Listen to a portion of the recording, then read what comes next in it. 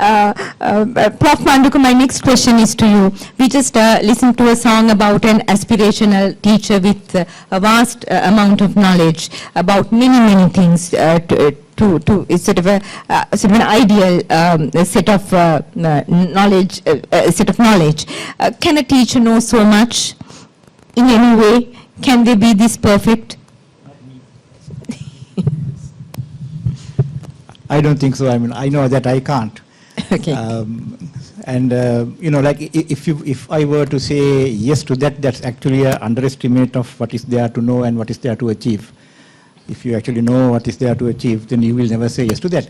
And sometimes they say, the more you know that you don't know.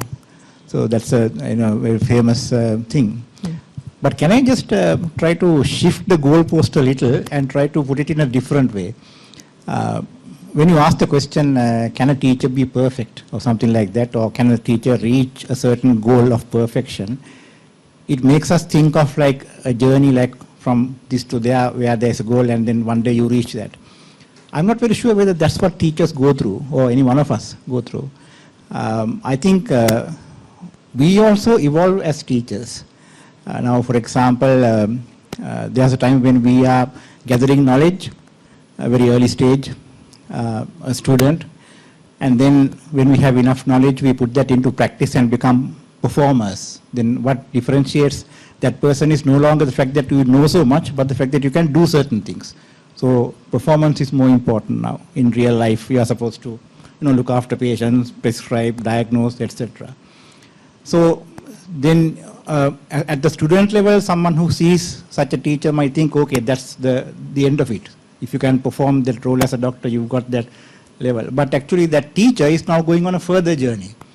While you are trying to gather knowledge and acquire performance, the teacher is going from performance to what I call expertise, where kind of like that's a different concept, but kind of like learning to do things in different situations, learning to now for example, when COVID-19 came, we had to change everything. That requires expertise to move into unfamiliar territory and adjust and adapt and going on. That's not something which you ever learn in medical school or anything. So that expertise comes then. Then further down the line, that expert becomes a critique. Someone who can look at things and say, this is right, this is wrong, this must change in a certain way, what are our options as a society and so on. So, like where does this goal of perfection come? And like even after you have become an expert or critique, I suppose you're still not perfect. Yeah, that's right. You go on. Yeah. Yes. So, Michael, coming to you as a student, how do you feel when teachers accept their limitations? Yes.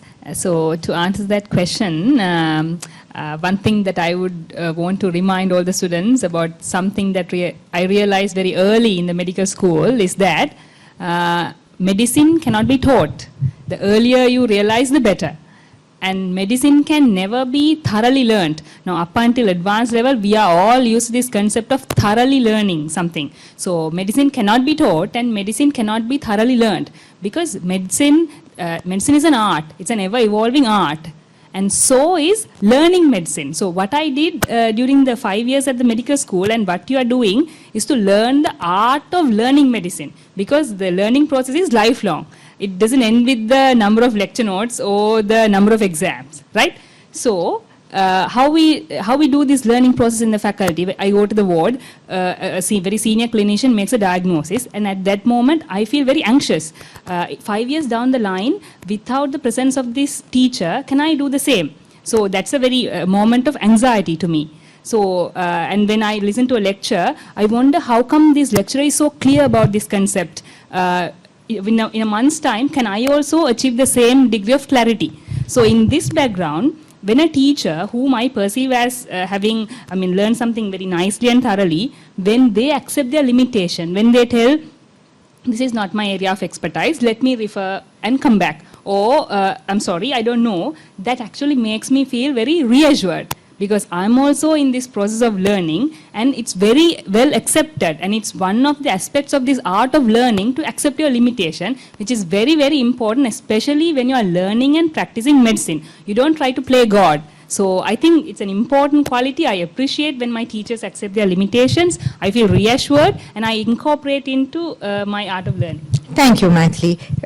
Absolutely fascinating thoughts shared here at Humanitas by Maithili.